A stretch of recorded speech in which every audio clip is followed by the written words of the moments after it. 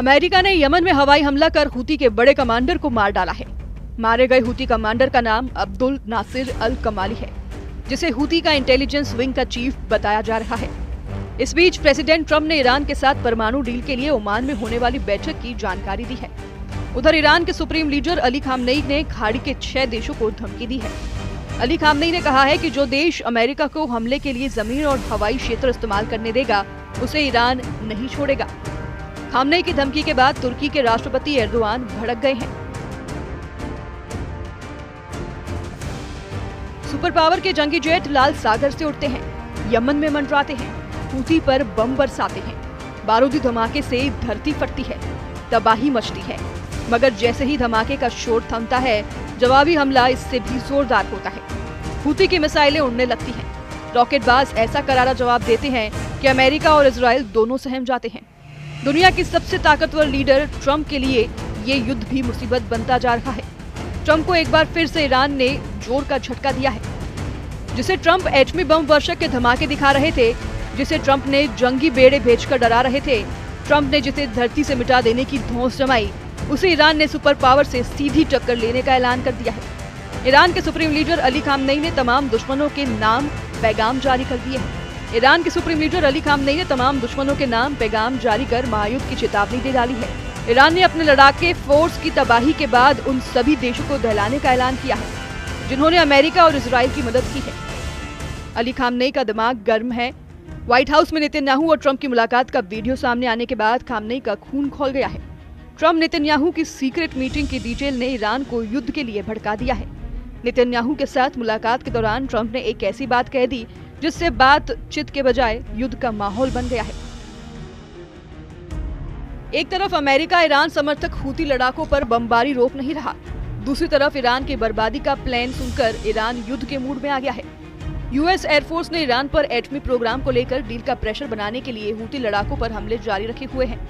अमेरिकी सेना की सेंट्रल कमांड ने यमन की राजधानी सना हवाई हमले के वीडियो रिलीज किया है। मीडिया रिपोर्ट्स के मुताबिक अमेरिकी हमले में 69 लड़ाके मारे गए हैं। ट्रंप ने नेतन्याहू से मुलाकात में साफ किया है कि ईरान अब बेहद खतरनाक हो चुका है।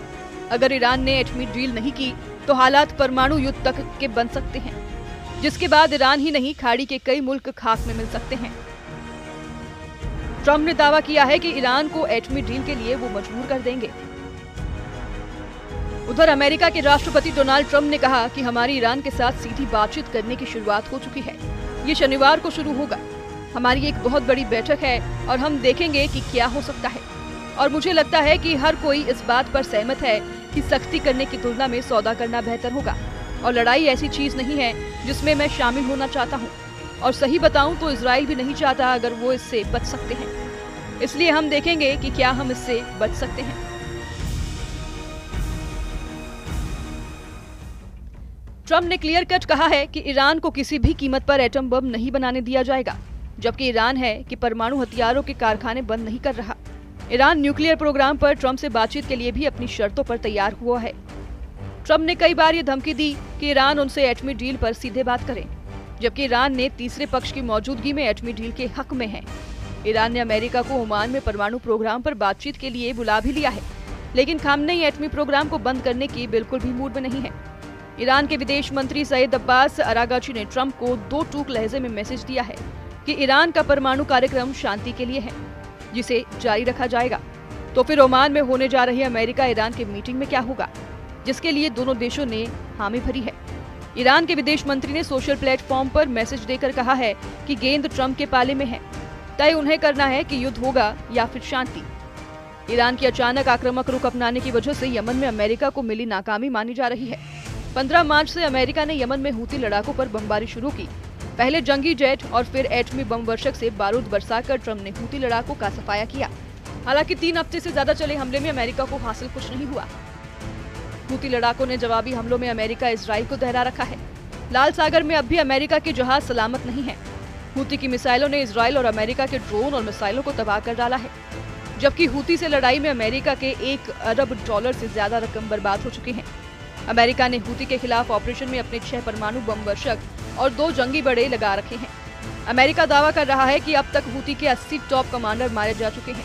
हालांकि हकीकत में अब तक Houthi chief Abdul Malik Houthi को अमेरिका छू तक नहीं पाया है। हुती चीफ की बात तो दूर है, सुपर पावर के हाथ अब तक हुती प्रवक्ता याहा सिर्री भी नहीं लगा है। असलियत में अमेरिका को हवाई हमले में कुछ खास कामयाबी नहीं मिली है, जिसे देखते हुए ईरान भी अटैक मोड में आ चुका है।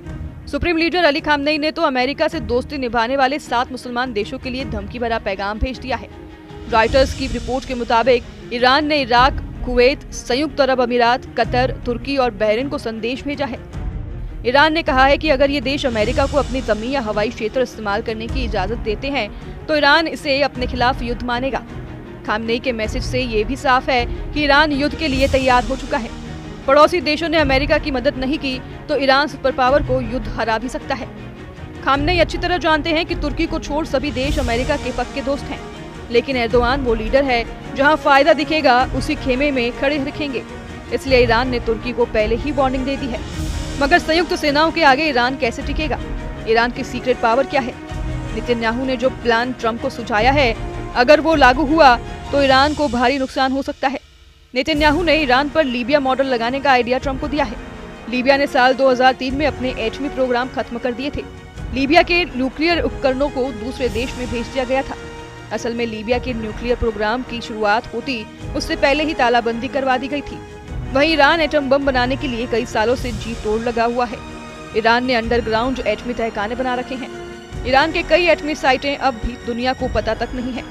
ऐसे में लीबिया मॉडल से ईरान पर कंट्रोल करके भी सिक्योरिटी की गारंटी नहीं है। शायद यही वजह है कि ट्रंप अब ईरान का न्यूक्लियर प्रोग्राम तबाह कर सकते हैं। ट्रंप ने नेतन्याहू का जिस स्टाइल में वेलकम किया, उससे ये सिग्नल मिला है कि व्हाइट हाउस में जब नेतन्याहू की अगवानी करने ट्रंप पहुंचे थे तो उन्होंने अपना मुक्का दिखाया, जिसे दुश्मनों को कुचल डालने का ट्रंप स्टाइल कहा जा रहा है। ट्रंप गाजा का हाल देखकर ईरान को सरेंडर करने को कह रहे हैं।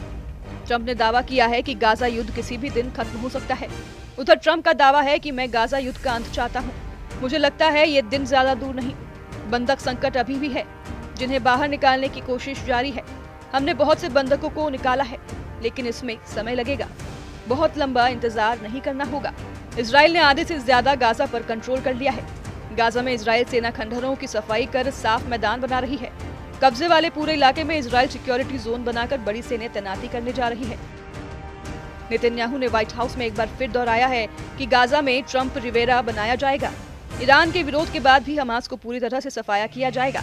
इन सब के बीच इजराइल के पीएम नेतन्याहू ने कहा कि हम लंच के दौरान भी कुछ देशों के बारे में बात कर रही हैं। मैं अभी उनके बारे में नहीं बताऊंगा, जो कह रही हैं आप जानते हैं। अगर गाजा के लोग जाना चाहते हैं तो हम उन्हें अपने साथ लेना चाहते हैं, और मुझे लगता है कि यह सही काम है। गाजा को दोबारा बनाने में कई साल लगेंगे। इस बीच लोगों के पास एक विकल्प हो सकता है। राष्ट्रपति के पास एक विजन है, दूसरे देश उस विजन पर प्रतिक्रिया दे रहे हैं। हम इस पर काम कर रहे हैं। मुझे उम्मीद है कि हमारे पास आपके लिए अच्छी खबर होगी। ईरान और उसके लड़ाका आर्मी के साथ नेतन्याहू और ट्रंप ने एर्दोआन की चालबाजी पर भी चर्चा की है। नेतन्याहू ने सीरिया में तुर्की की सैन्य तैनाती और सैन्य अड्डा बनाए जाने को इजराइल के लिए एक खतरा बताया है। प्रेसिडेंट ट्रंप से नेतन्याहू ने अपील की है कि एर्दोआन की साजिशों का खात्मा जल्द किया जाए। नेतन्याहू ने ट्रंप से ये भी अपील की है कि तुर्की को किसी भी कीमत पर F-35 जेट नहीं बेचे जाएं। ब्रिटेन के मिडिल ईस्ट आई ने बताया है कि नेतन्याहू ने तुर्की को F-35 multi role fighter jet बेचने के खिलाफ अमेरिकी विदेश मंत्री मार्को रूबियो से बात की है। रिपोर्ट के मुताबिक बेंजामिन नेतन्याहू पिछले 2 महीने से अमेरिकी विदेश मंत्री से गुजारिश कर रहे हैं। इससे पहले मार्च में फॉक्स न्यूज ने अपनी रिपोर्ट में बताया था कि ट्रंप तुर्की को F-35 फाइटर जेट बेचने जा रहे हैं, जिसकी एक शर्त रखी गई थी कि तुर्की रूसी एयर डिफेंस सिस्टम S-400 को हटाए, जिसकी खरीद के बाद ही ट्रंप ने जेट की डिलीवरी रोक दी थी। अब एक बार फिर जैसे ही एर्दोआन F-35 जेट हासिल करने के करीब दिख रहे हैं, इजराइल की टेंशन बढ़ गई है।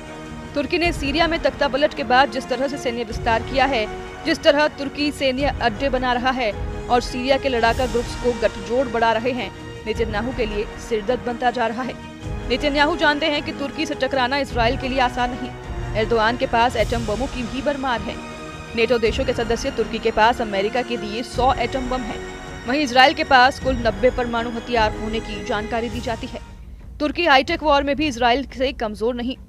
तुर्की के ड्रोन दुनिया में सबसे घातक माने जाते हैं। ऐसे में अगर अमेरिका ने एर्दोआन की नकल जल्द नहीं कसी तो ईरान से पहले तुर्की ही इजराइल को फोड़ डालेगा। एर्दोआन के इरादों को भांप चुके नेतन्याहू चाहते हैं कि ट्रंप जल्द से जल्द तुर्की को सीरिया छोड़ने का ऑर्डर रिलीज कर दें। तय ट्रंप को करना है कि किस फ्रंट पर बात करेंगे, किस फ्रंट पर बम बरसाएंगे। वहीं ईरान ने अपने युद्ध की तैयारी का ट्रेलर 6 मुस्लिम देशों को धमाका कर दे दिया है। Bureau report, news 18।